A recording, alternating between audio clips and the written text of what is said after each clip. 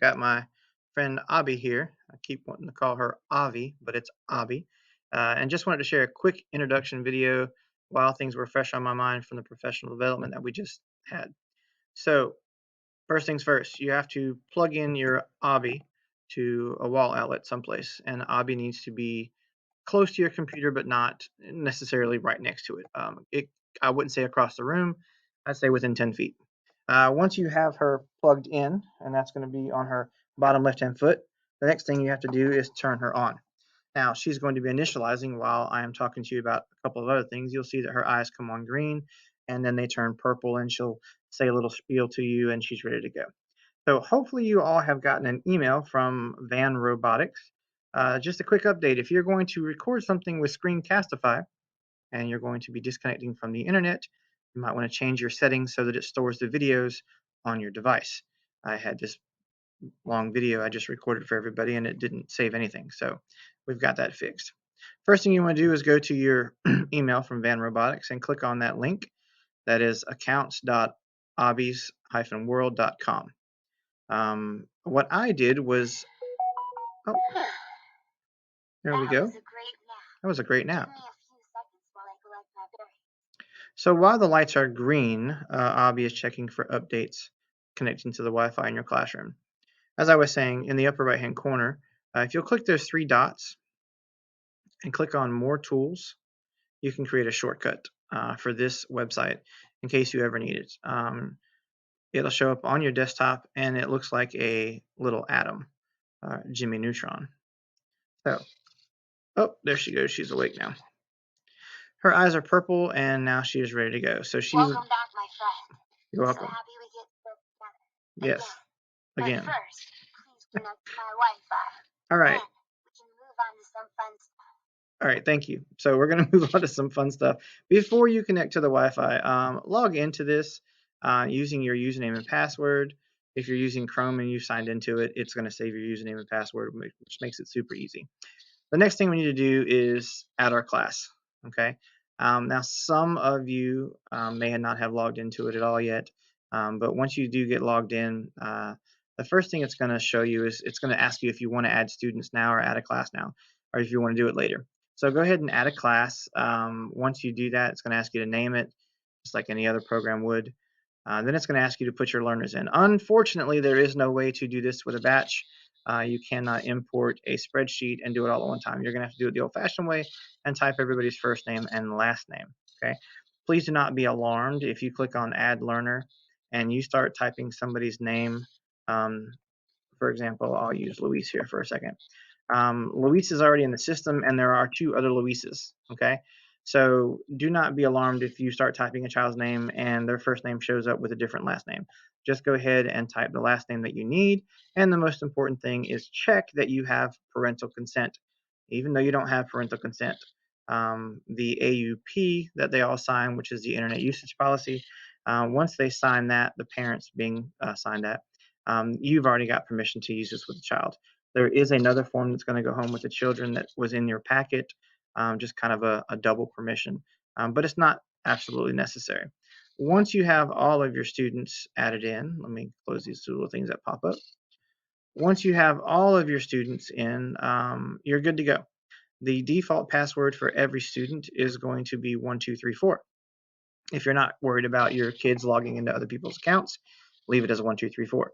If you are worried about that, I suggest setting it to the last four digits of their lunch number, or maybe the first four digits of the lunch number, something that they're going to know that their friends aren't going to know. Once you are done with that and you've got all of their passwords and everything set up, you're good to go. Now we can follow her instructions and connect to her Wi-Fi.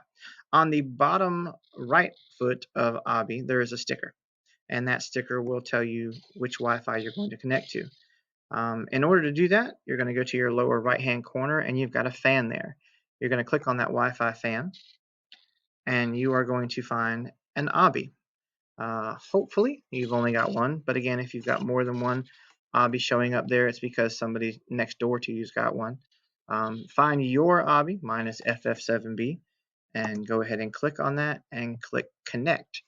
If you have never connected to Abii, you're going to be prompted for a password, and that password is Abii Jams, ABII JAMS. Again, that is in your packet. That information should be in there. It's going to take a moment to connect to Abii. Essentially, inside Abii is a Raspberry Pi. I'm not sure which version of the Raspberry Pi they're using, but there's a Raspberry Pi inside there. Raspberry Pis are very powerful microcomputers that are good for what they do. Sometimes they can be a little slow, so the number one thing you're going to have to do with Abii is be patient. Now, do not be concerned if it says no internet. That's the default. It's going to say no internet, even though Abii is connected to the internet. Once it says that you are connected, the next website that you're going to go to is login.abiesworld.com. Okay.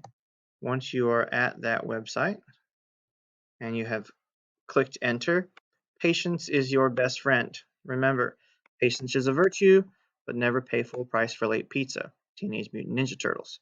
As long as the thinking circle is going on over here, Abii is connecting. Okay, essentially what you're doing right now is you are using the internet on your laptop through Abii.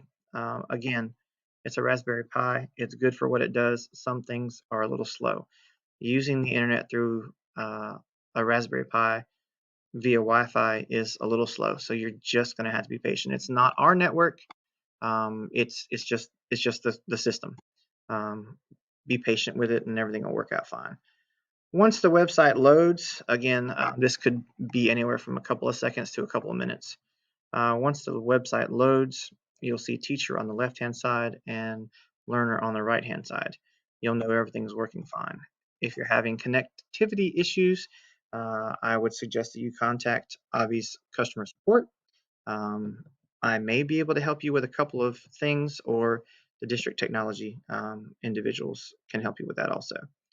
All right, so we've got a couple of different options here. We don't need to worry about setting up a new Wi-Fi. We did that during our training session.